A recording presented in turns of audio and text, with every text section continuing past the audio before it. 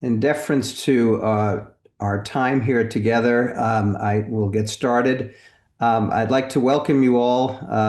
And first of all, good evening, good afternoon, or good morning for those of you on the other side of the world. Welcome to the Setting Scoliosis Straight and the Scheuermann's Disease Fund in-depth and informative webinar on Scheuermann's kyphosis. This is a condition that affects the spine during the adolescent years and persists into adulthood. Whether you're newly diagnosed, considering treatment options, or supporting a loved one, this session is designed to provide valuable insights across every stage of the journey. And I thank Medtronic for sponsoring this event along with us. Next slide.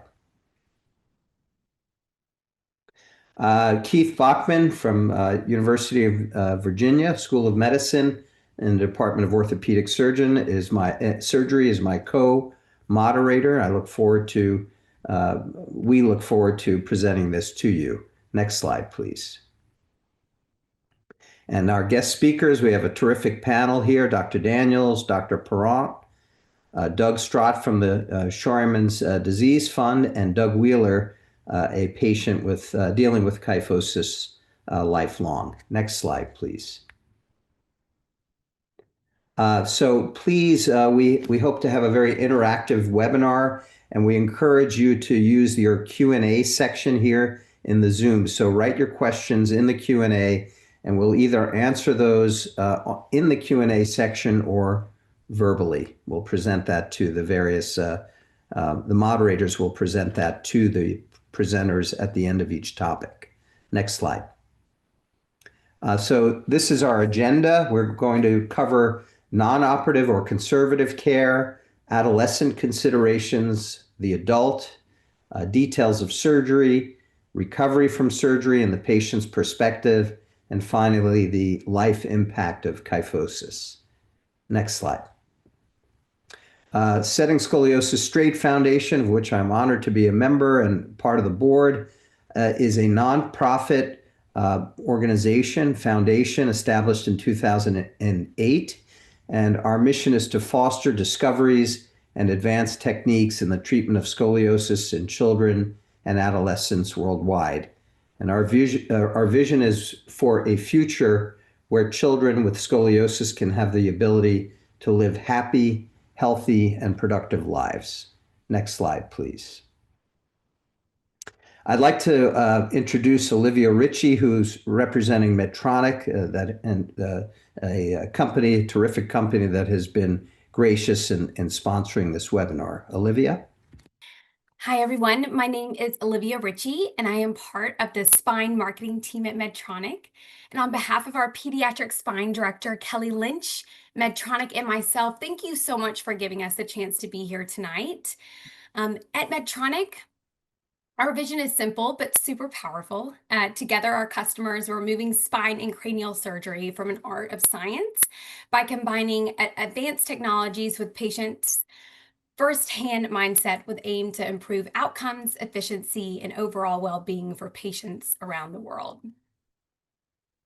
This slide is really just showing from our implants, instruments, biologics to imaging, navigation, robotics, and advanced energy solutions, even extend beyond the OR with therapies. Our portfolio spans the full ecosystem, all designed to support our surgeons and then ultimately improve and provide the best care for our patients.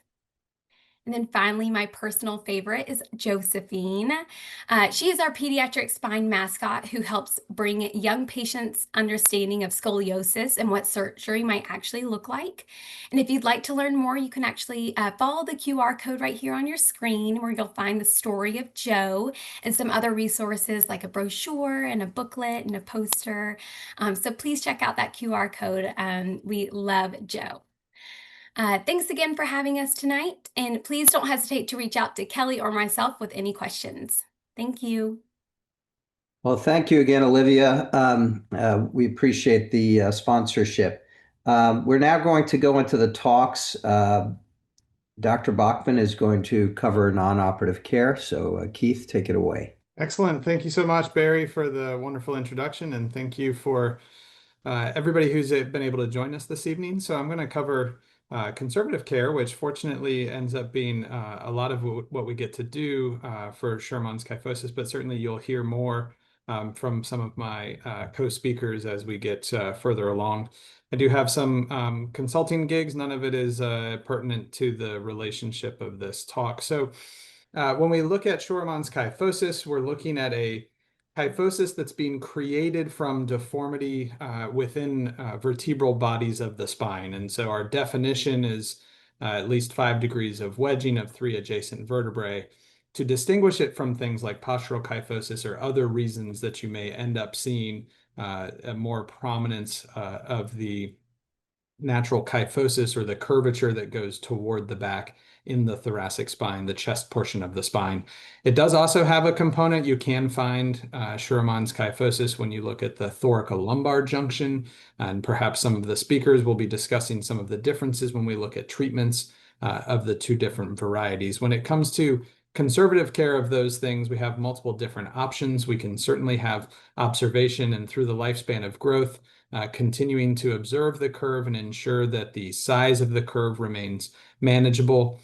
We can talk about physical therapy to work on strengthening, to work on improvement of position, as well as potential for brace treatment to help modulate or at least maintain any position of the spine that may have formed. So we certainly we get a lot of questions. Where did this come from? There's been some more work relatively recently about the inheritance of Scheuermann's. It does seem to have a familial component, and certainly much like scoliosis, not a direct gene, but something that alters the growth of the vertebral bodies that can be something that is seen within families. When we look at what is going to happen if we look at kyphosis over time, these are some scatter plots. If you look at the blue lines with the big red line in the middle, that middle section is the final measurement when somebody achieves skeletal maturity or at the end of adolescence, and then looking at following those patients over time. And it is a general trend toward increase. And so a lot of what we do is to continue to monitor those things. And Dr. Daniels is going to tell us about what happens when we do get into adulthood from that standpoint.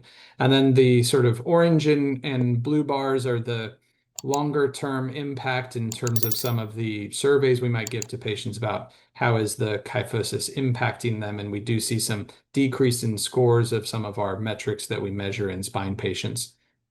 If we look at physical therapy, a focus on what we call isometric exercise or maintenance of position exercise, sometimes stretching over a bolster, helping to achieve lengthening in the front of the spine, making some of those exercises easier for the patient to perform, and then maintaining a healthy body weight and aerobic conditioning to ensure that we maintain good cardiopulmonary function.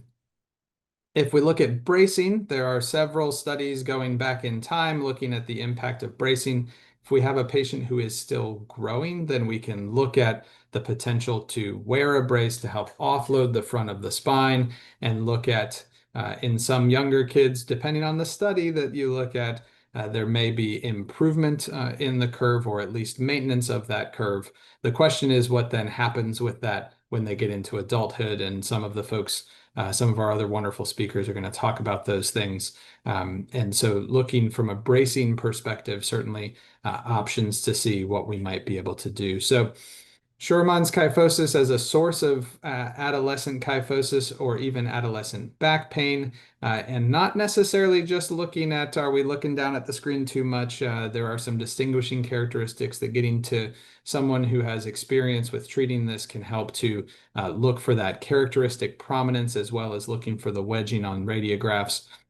Physical therapy, having good fitness, good overall fitness, but certainly of the core and back muscles is going to be an important portion of anything that we might do.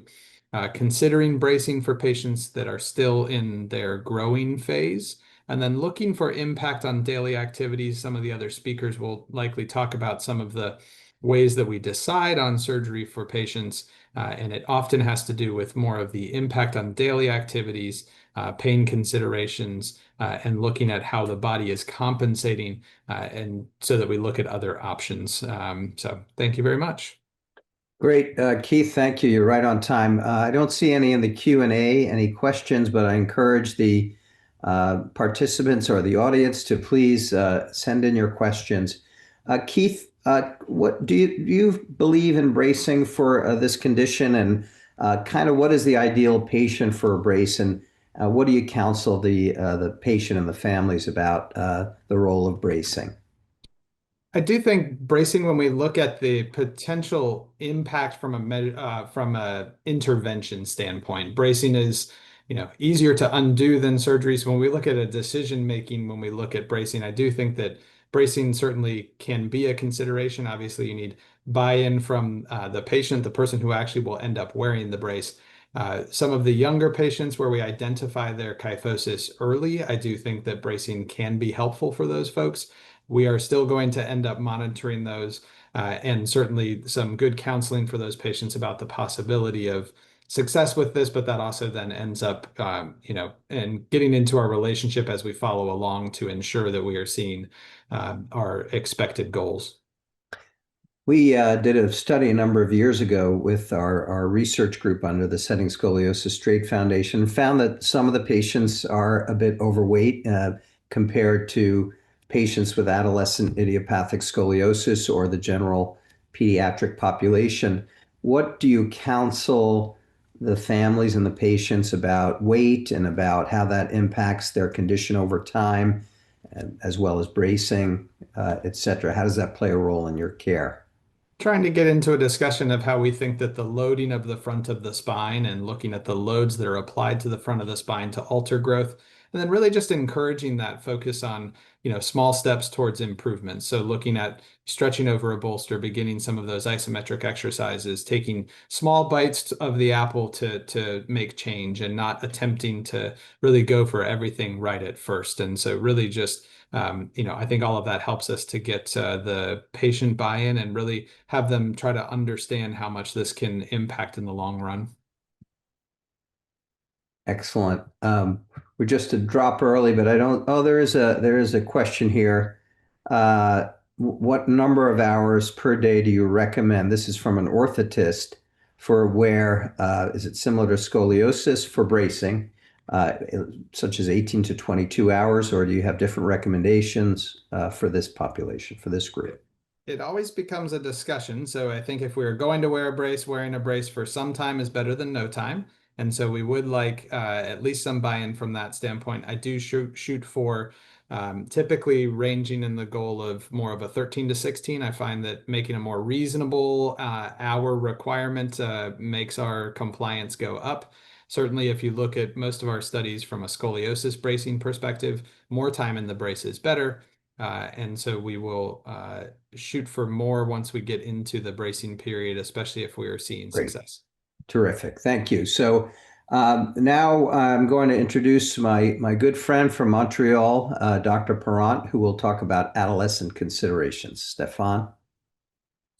Thank you, Baron. I'm from Montreal, Stefan Parent. That's the small accent that you hear in the background of my voice. But I've been tasked with talking about adolescent considerations for Schuermann's kyphosis. These are my disclosures. None are really relevant to this talk. So as Keith already covered, Schuermann kyphosis is a spinal deformity that we see occur or start during adolescence. It's characterized by excessive thoracic kyphosis due to vertebral wedging, and it usually occurs between 10 and 16. It's more common in males, but there is some association with females.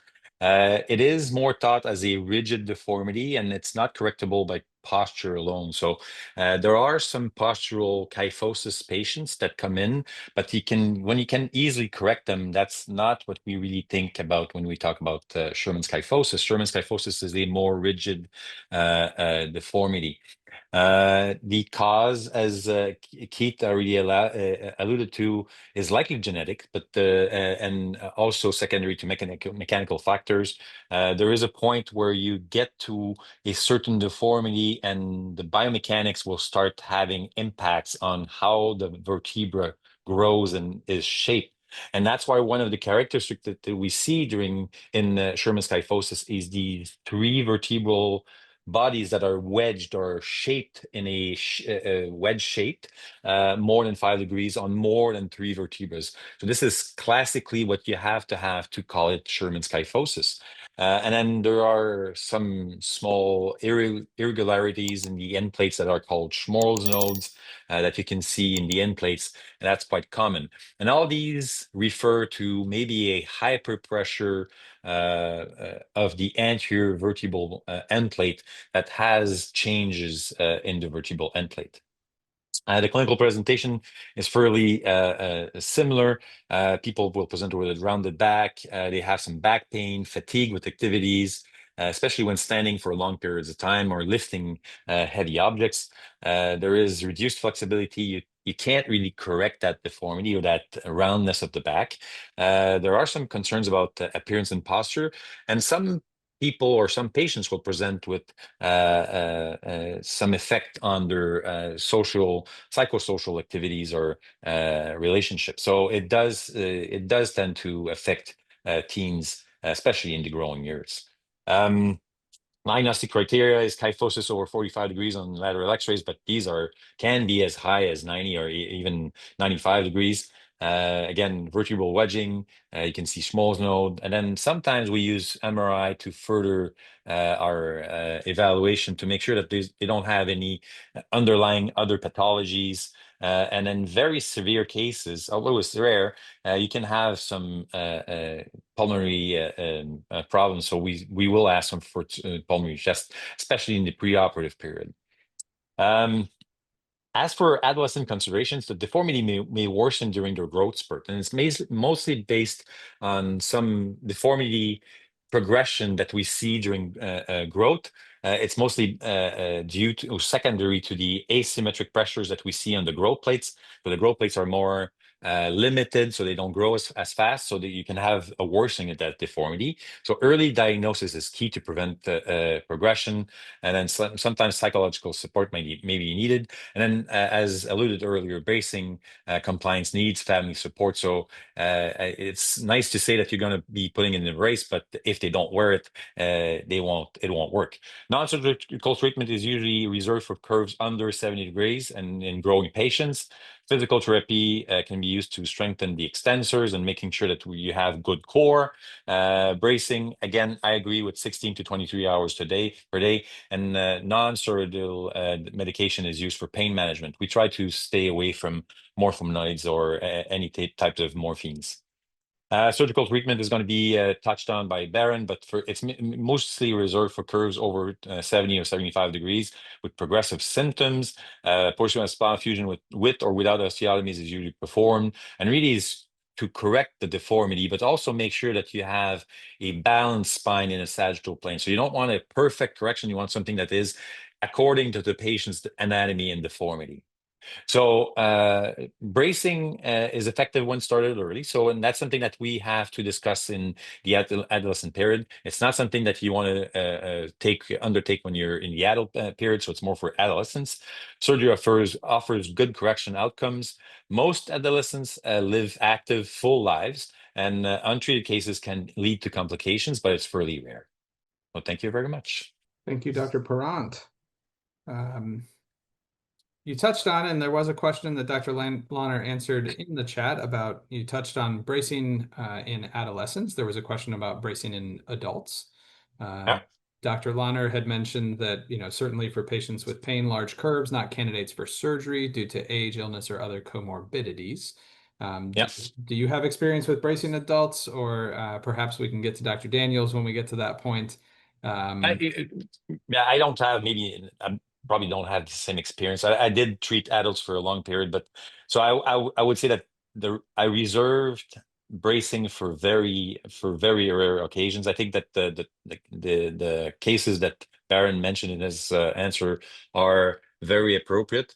But typically in a active individual, we are trying to stay away from braces because bracing is kind of replacing your core muscles. So if you always have support, your body will not try to give its own support. So I try to stay away from bracing whenever I can. But there are some cases where if you're very frail, if you don't, you can't undergo surgery, and you're in a miserable condition. But otherwise, I think that people will try to stay away from braces in adults, at least. Yes, it's hard to find that endpoint. With Yes, I agree. adolescents, we are bracing during the phase of growth. When we are looking at adults, what is the endpoint? And as Dr. Pront mentioned, it's harder to find those endpoints and potentially taking away some of those things. There's been a question in the chat about the Strott method. The Strott method focuses from a scoliosis perspective, but I do think that anything that has a good sense of the biomechanics of the spine and how that biomechanics might be altered or improved to minimize. And when we talk about the question specifically was about 75 to 80-degree curves. Yeah. The size of the curve, do you feel like there's a number that is always one treatment for you, Dr. Pront, or is it something that is... No, sorry, Keith. I think that it is a very personalized discussion. I try to refrain from doing surgery as long as I can. Some patients come in and are really unhappy with the appearance of their back. And then sometimes they can have very poor quality of life due to the intractable pain that they have. So I think that for these patients, it's fairly clear that we're going to go towards a surgical treatment. But even then, I try to maximize preoperative treatment in terms of physiotherapy, reinforcement. And I think that everything that you can get ahead of time, and even in terms of posture, will help. But when it's very stiff and it doesn't move much, if you don't get a good postural control, sometimes the surgery is going to be the solution. But there's no, in my opinion, there's no one number. You could say easily, oh, anything about 75 or anything about 80 degrees, but some people are not so affected by a 80-degree curve, and some people might be more affected by a 70-degree curve. So I think that there's no clear-cut number. I don't think it's as easy as for scoliosis, for example. Excellent. We're going to move forward so that we can make sure that we get to all of our wonderful speakers. I have the pleasure of introducing Dr. Alan Daniels. He's an orthopedic surgeon at Brown University working in Rhode Island. He's going to talk about adult considerations. I greatly appreciate the invitation, and it really is quite an honor to be here. I want to thank all of you for the invite. And can you see my slides here? Great. So tonight I'm going to talk about the adult considerations, and I do have a couple of disclosures which I will show. The key is that as we age, we all have some progressive kyphosis. It's part of the aging process where the vertebral bodies will have some wedging, the discs will degenerate, and we lean forward a bit as we become less steady with the way we stand. And you could imagine this patient who has a relatively low thoracic kyphosis and a relatively what I'll call straight spine. If they have increasing kyphosis over the course of their life, they may become a bit kyphotic, but may not be noticeable, as opposed to this patient with SCHEUERMAN'S, who, if they proceed to continue to kyphose, they may have quite a debilitating kyphosis as they reach their 70s, 80s, and 90s. What we strive to prevent as adult spine surgeons are really two things. The first would be this patient, who's a patient of mine who was offered surgery many years ago but chose not to, who now has a very severe kyphoscoliosis, has started to develop pulmonary issues, and really has a very challenging spinal alignment, which may not be able to be addressed with surgery. Similarly, we also want to prevent a patient like this who's undergone numerous surgeries and is now fused, throughout their entire spine. And so our goal when treating patients with SCHEUERMAN'S is to sort out how to prevent severe deformity and also prevent long segment fusion throughout the entirety of the spine. In terms of studies looking at adults with SCHEUERMAN'S, it's been shown that they average approximately half a degree of year progression over time. So as I stated, everybody becomes a bit kyphotic, but if your starting point is 80 degrees of kyphosis, you may end up over 20 years to be 90 degrees. They have worse patient-reported outcomes compared to non-SCHEUERMAN'S patients. And importantly, similar to our previous speakers, low self-image has been shown in patients with worse kyphosis. My goal as an adult spine surgeon is to shoot for equivalent outcomes in adults that our adolescent and pediatric colleagues are able to achieve. However, the studies have shown that adults may require more fusion levels, may require more osteotomies, have a higher surgical complication rate, and a higher revision rate. In this study, 77% developed a complication, although most were minor and did not affect the patient long term. But 18% did require revision within 2 years, usually for a junctional problem, meaning an issue at the top or the bottom of the fusion. Furthermore, studies have shown, as I stated, that more osteotomies were needed in adults than adolescents, and often these osteotomies may be 3-column osteotomies, which are more invasive surgeries with higher complication rates, which are much more complex with higher possibilities of neurologic injury. So the surgeries do become more complex when the patient either chooses to not have surgery or was not offered surgery in adolescent and then decides later in life. When we have to decide whether a patient needs a 3-column osteotomy, which I stated, has some further invasiveness, we need to look at the overall alignment. If the patient's had surgery before, what the junction appears to look like. We often will assess the flexibility of the spine, so we'll often get supine or laying down x-rays, which may be with a bolster, which you're laying on essentially a pillow or a bump under you to see how flexible the curve is, not only of the kyphotic curve, but the spine above and below it. What we also face commonly in adults is patients who have already had some surgery, potentially by a surgeon who doesn't often treat SCHEUERMAN'S or tried to address the surgery with some smaller operation. And in those cases, such as this patient, often the 3-column osteotomy is required. Unfortunately, some patients will also develop very severe deformities above, such as a proximal junctional failure. And that is an unfortunate and challenging problem, but not completely uncommon, unfortunately, in the advanced age patient undergoing a surgery for severe kyphosis. The bottom line being, because the patient often has been in this position so long and their bone health may not be strong, that when we try to straighten the spine very aggressively, the muscle, the bone, and all the soft tissues can't handle the correction. Very importantly, patients with kyphosis may also develop other problems, such as lumbar spinal stenosis, lumbar spondylolisthesis, low back pain. And this patient of mine was in his 70s and developed some leg pain, low back pain, and we chose to address only the L4-5 level. Excellent symptom alleviation. He's done very well. When I first saw his x-ray when he came to my office, I thought, wow, we're going to have to correct this whole deformity and long segment fusion. And it turned out he needed a small, simple operation and has done very well. So overall, we have to be aware that patients with SCHEUERMAN'S, just like all of us, have some progressive kyphosis throughout life. So what our pediatric and adolescent colleagues are really doing is not only treating the current situation, but also trying to prevent long-term morbidity, similar to the scoliosis patients. My goal is to try to prevent the severe malalignment in old age, but also prevent very long segment fusions that have to extend into the cervical and lower lumbar spine.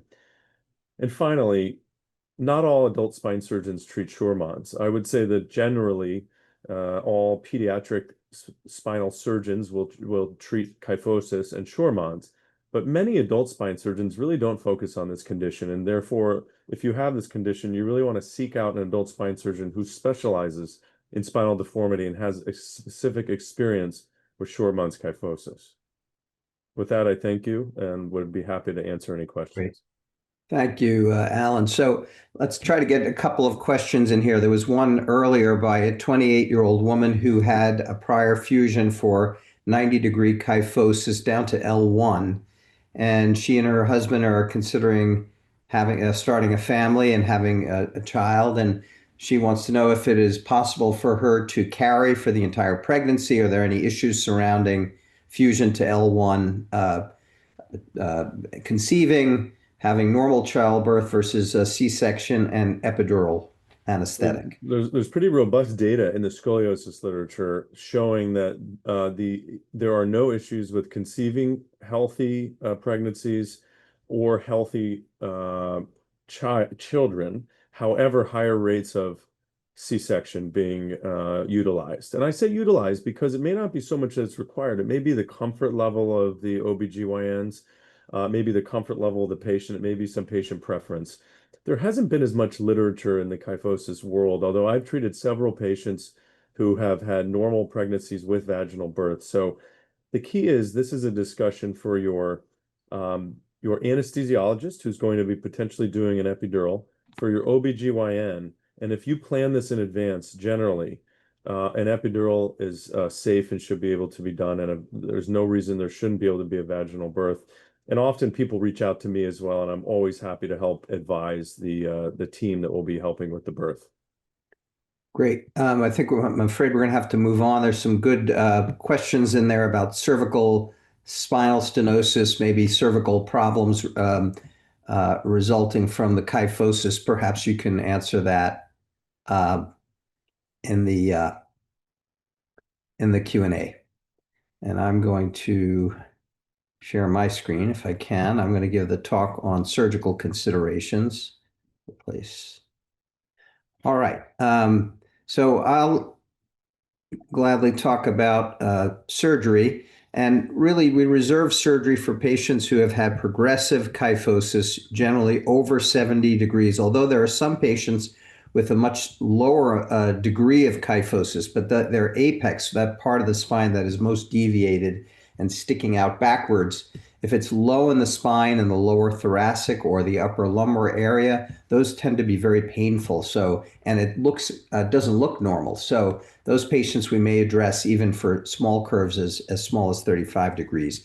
Certainly those with pain that is not improving with non-operative care, and those who have significant body image and self-esteem issues. For very large curves, and I won't get too much into this, Stefan talked about the fact that there can be pulmonary involvement, usually for curves over 90 degrees. So also, all of the speakers have spoken about the quality of life impact, and we did a study a number of years ago, and we compared the Scheuermann kyphosis patient in blue, adolescent idiopathic scoliosis in red, and you can also look at these slides afterwards. This will be housed in our website, and so you can go to the information here. And then in green are the normal controls, so normal adolescents without spinal problems. But what you can see very clearly is there's a big self-image issue for patients with kyphosis, more so than for adolescent scoliosis. And they really have a greater impact in all domains of our questionnaire: activity, pain, but especially image and mental health and the total scores. What we also find, and I'm not going to get into all the details of this, but for patients with the lower apex, where it's sticking out in the lower part of the spine, they have more pain than the patients with thoracic or higher up apex. So these are more painful. And those are the two types shown there, the thoracolumbar or the lower apex on the right. And whether the patients are from West Africa, from local, the patients present similarly with pain, with the curves getting worse and affecting their body shape and self-esteem. And so the quality of life impacts are real. There are a few ways that we treat patients. The standard, most common way is a posterior or back approach.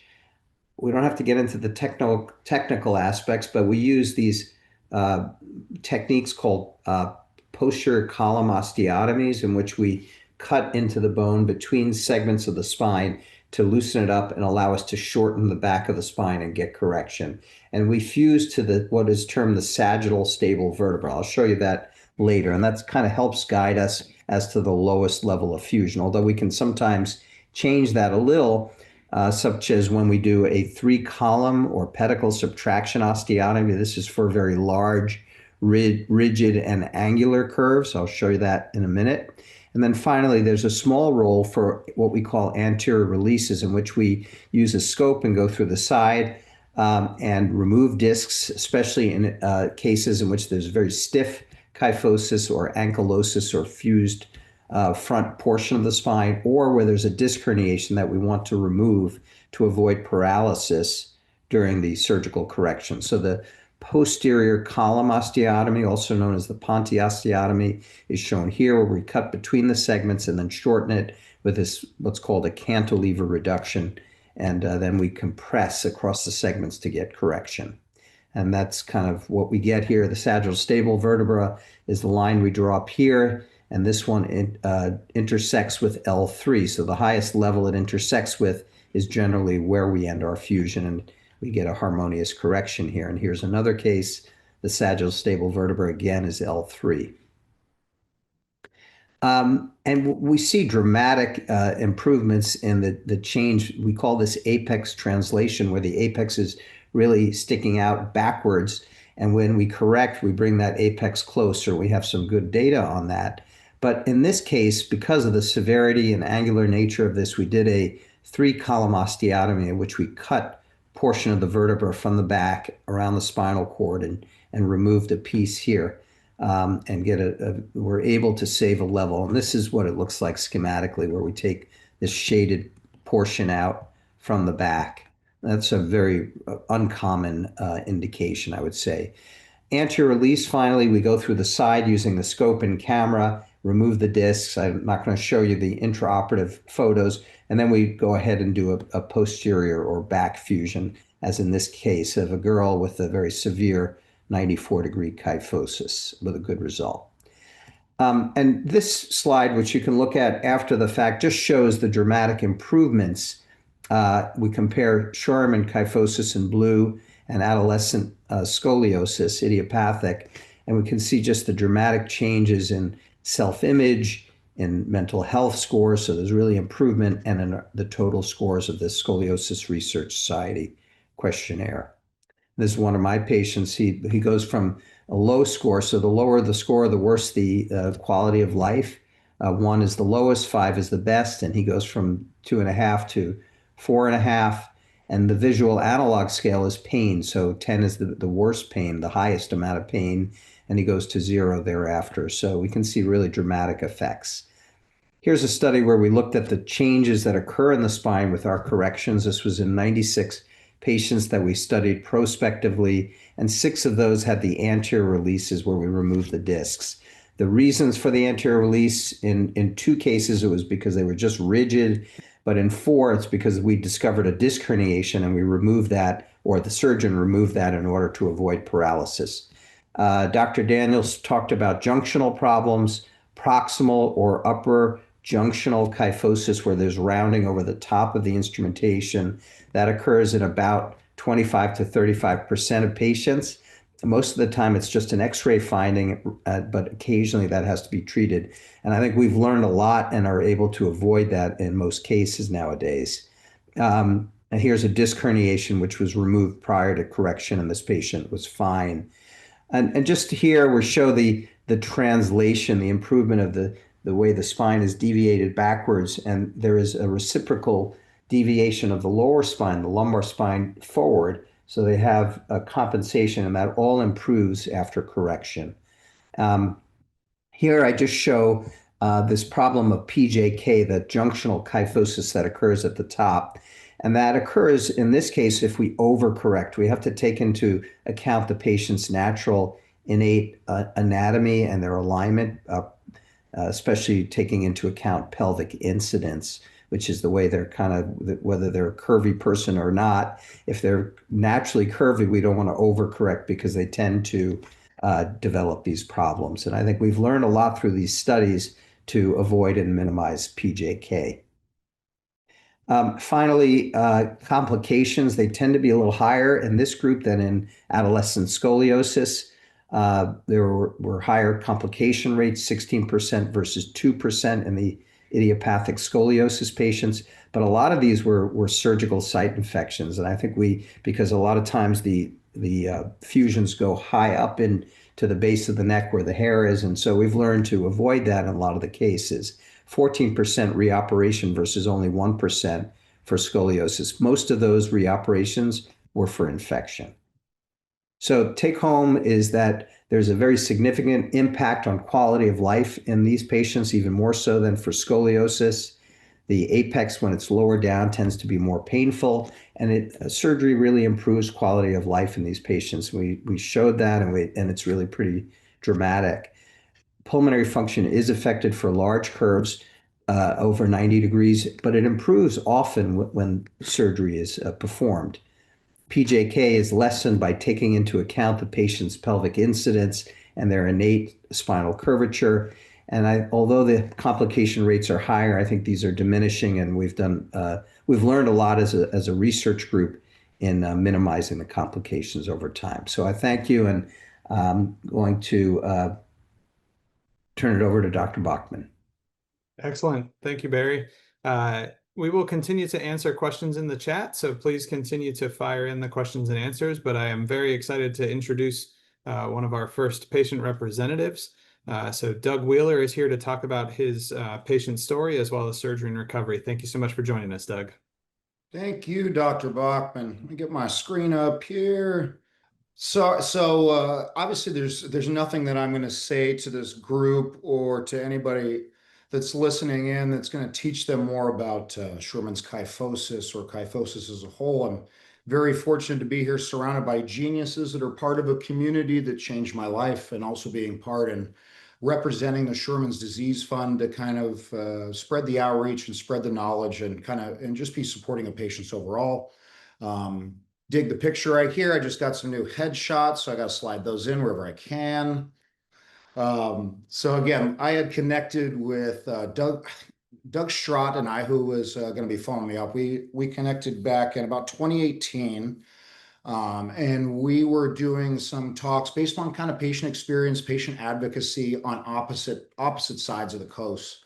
Doug Strott is also a Scheuermann surgical patient. We had a little bit of different stories. I'm sure he'll cover a little bit of his. But he started the Scheuermann's Disease Fund. I had to be part of it. And again, presenting on opposite ends of the coast, and the sheer goal is to hopefully advocate for more and more research in Scheuermann's, to build patient support systems, and to create just a greater and greater amount of a community. So I was a surgical patient. I was never braced. Things were a little bit different in 2000. So they caught it at age 12. So it was about 1997. I was very fortunate that my mother was RN at a big hospital group in San Diego. So I got access to San Diego Children's Hospital pretty early on. Forgive me, these are not pictures of me. Very bad at keeping records back then. So just some examples of other patients that were released. I was formally diagnosed at age 13 by Dr. Peter Newton in San Diego. He pretty much was able to kind of attribute that based on, I think Dr. Lonner brought it up earlier about associated a lot of times with boys in large growth spurts. I did about 11 inches in 1 year. Obviously, puberty was hitting me pretty hard.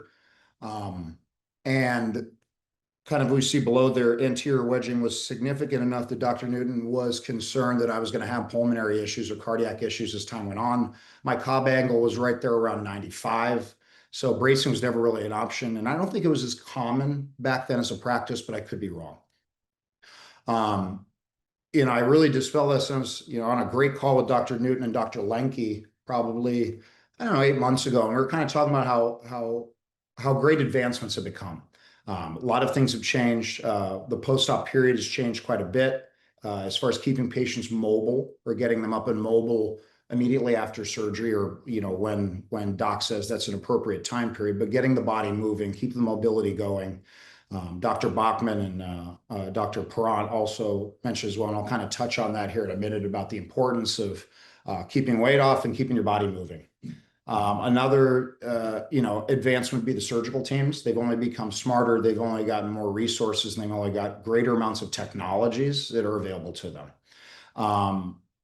And I guess, again, I'm not a doctor, but I believe in some of the medications and pharmaceuticals have been really beneficial for maybe not so much peds, but more adults. Things like tranexamic acid, like to reduce blood loss, Exparel to reduce the propensity of taking opioids.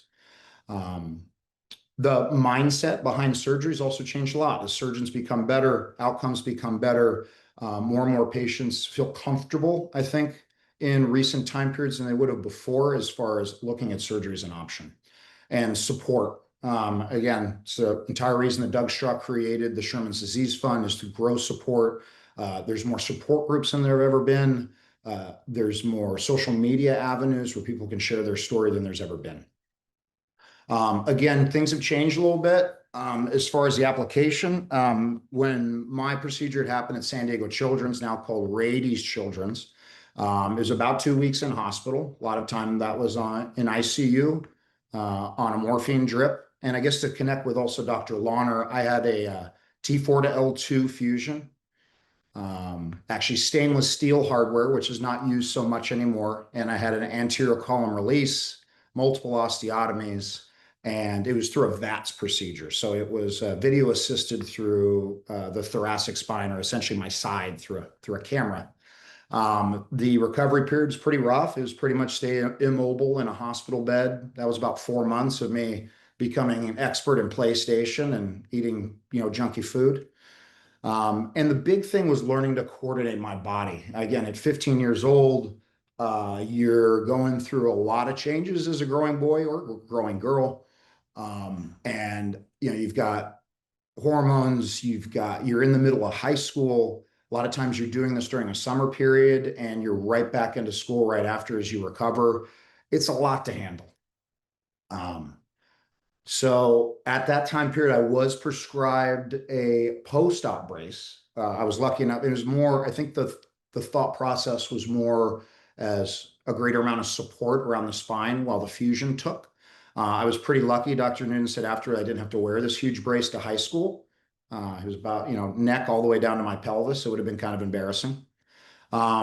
And I'll get to this afterwards. Dr. Bachmann and Dr. Lonner and Dr. Perrant had mentioned the importance of keeping your body active, keeping the weight off. And I think I've done that to this day.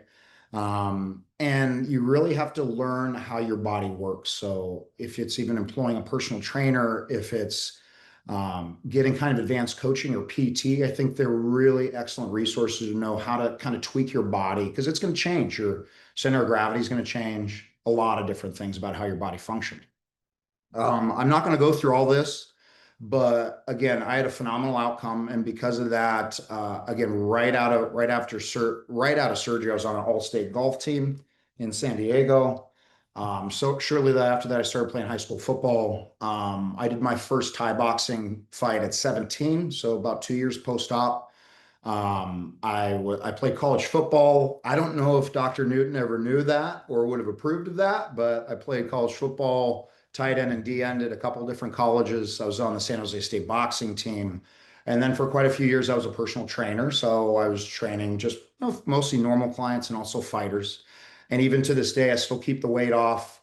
And I just did maybe my last fight in my 40s about a year ago. So I haven't broken this hardware yet. I will say in that I do have a significant amount of degeneration from adjacent levels that are, that many years of having a fusion. A lot of the levels underneath my spine are relatively failing. But because I keep the weight off and I stay active enough, I probably only have a pain episode twice a year. So I'm very lucky. Again, technological advancements, materials have changed, workflows have changed. Now you've got robots, you've got minimally invasive techniques, you've got tethering, all kinds of things that are new that were not around back when I had a fusion. And there's a growing amount of spine companies that are out there to create innovation. And I'm sorry my slide cut off, but I'm forever indebted to a gentleman that recently passed away, Dr. Harry Shufflebarger. He was a design surgeon on the hardware system that's in my back, Moss Miami, which was used a lot in the pediatric community. And I'm forever indebted to him and so many other thousands of patients. And where that took me afterwards, originally out of college, I was in hospitality sales and logistics. But when I found out that medical device consulting and or repping and or distribution was a thing, I knew that this is something I need to be part of. So for about 10 years now, I've been in orthopedic and spine distribution. I've probably been in about 7,500 surgeries, probably 4,000 of those spine. Not many pediatrics. And now I run my own company of distribution. And I was on, we were talking about robots earlier. I was on the rollout team of one of the bigger robots out there, SCHEUERMANN'S GPS.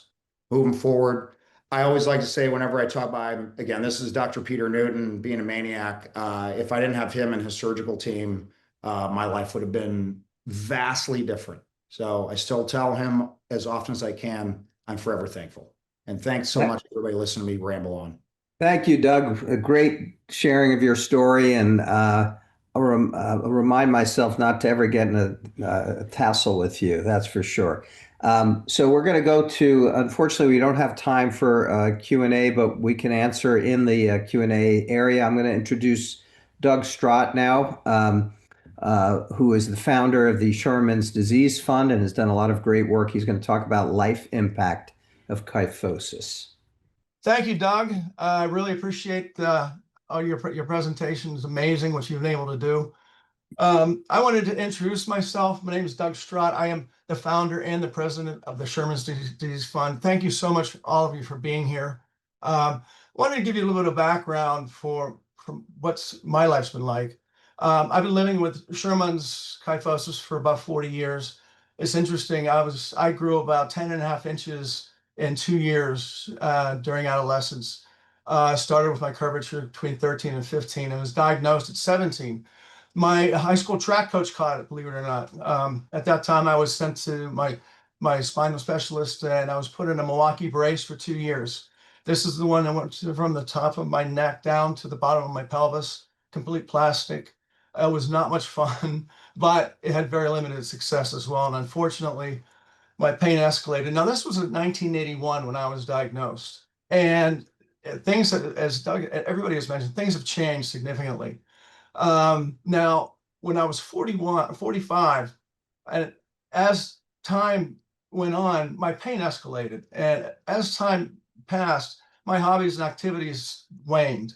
I could do less, could barely walk through a mall. So what happened was I was exercising. I always tried to keep in good shape. And my hands became paralyzed. I couldn't use them. I couldn't open up a car door. I couldn't grab my keys. Went to a neurosurgeon and found that both my cervical and lumbar discs had deteriorated to the point where I had spinal cord compression. At that point, I had 5 fusion surgeries in a 3-year period to save some of my mobility. And that was in 2011 because the end of those surgeries forced me into retirement disability. I was 48 years old, had no idea what to do, and I'd spent 25 years in the financial services industry. And what was I going to do next? This is the result of my fusion surgeries. And since then, I've fused C2 to T2, L4, L5, S1.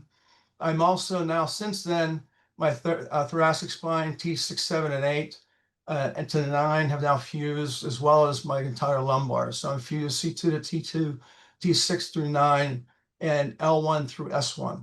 Now that's what it was now, but back when I had my surgeries, I had no idea that Scheuermann's was causing this, and it would cause these problems. I went online during my surgeries to learn as much as I could about the deformity, the malalignment, and there was nothing out there.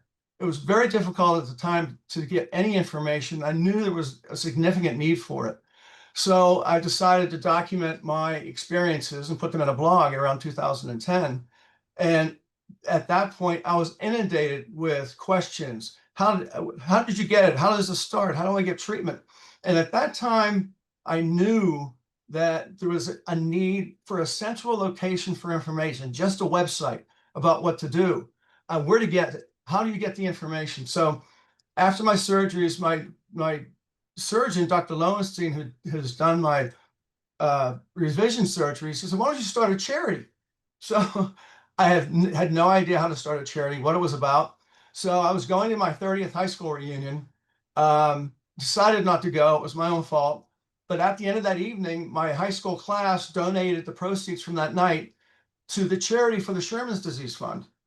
And unfortunately, there was no charity. So I still have a copy of the blank check. And that's when we founded the Sherman's Disease Fund in 2014. That $700, that was our seed money. And these goals that we set then, and I said it with my good friend Chrissy, they're the same goals we have today.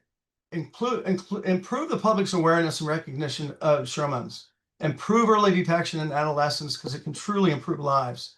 And work with the medical community for research eventually, but to better understand how this impacts adults and our quality of life as we age.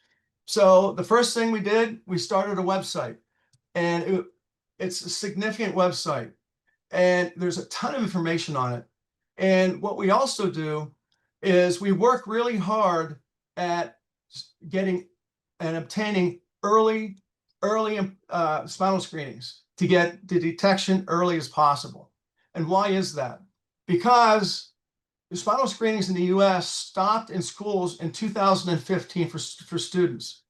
At that point, it is done and mandated by state. So it's not done nationally.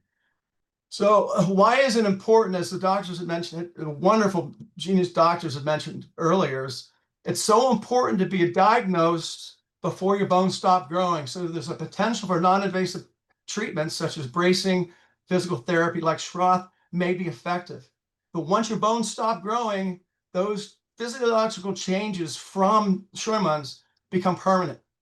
There's nothing that can be done that is non-invasive. Now, for the worst sufferers, spinal fusion becomes the only treatment and pain management as well. So that's why we fight for early detection. And this is a wonderful slide. This shows you the states from scoliosis.org that the green states mandate spinal screenings in schools. The gray do not.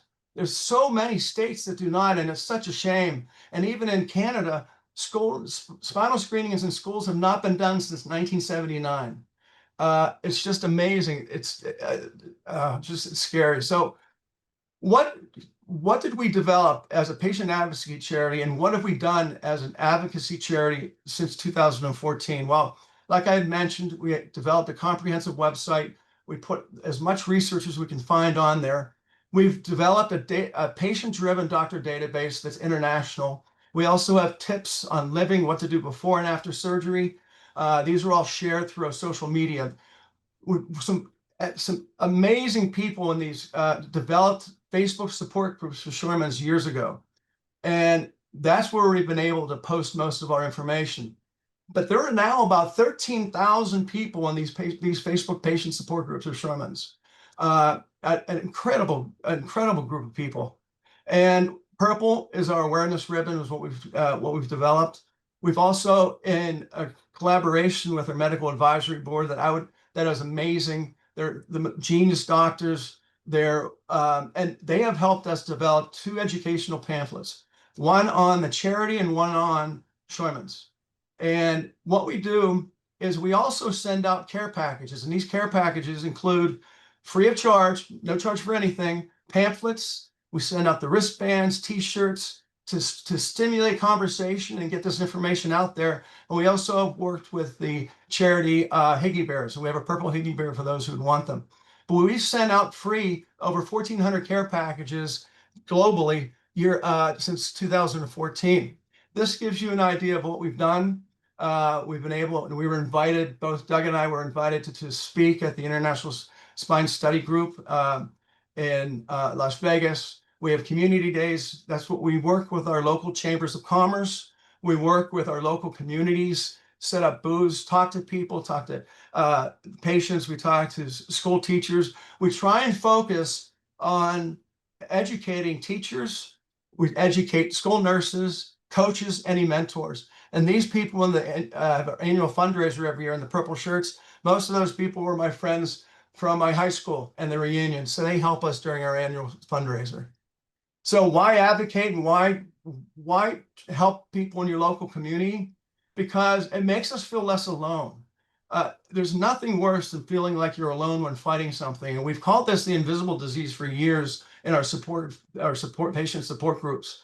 So if you can, work locally, talk to people, talk about early detection and the importance of it. Help build a supportive community for Scheuermann's patients in your local community. And that's where it really starts. Share your story, because you are an inspiration. You or your children are an inspiration to someone. So this works, please. And there's a young man in the Czech Republic who's making incredible progress. His name is Tadeusz Raha. He is now going on national television in the Czech Republic to talk about Scheuermann's. So it does work. And this is a dream for me since 2014. I can't thank everybody enough. And these genius doctors, Michelle, everybody at Setting Scoliosis Straight, everybody for this. This is wonderful, and we're all here to help. If you need to contact me, if you have any questions, I'm always available on social media. Contact me through any social media or through our website.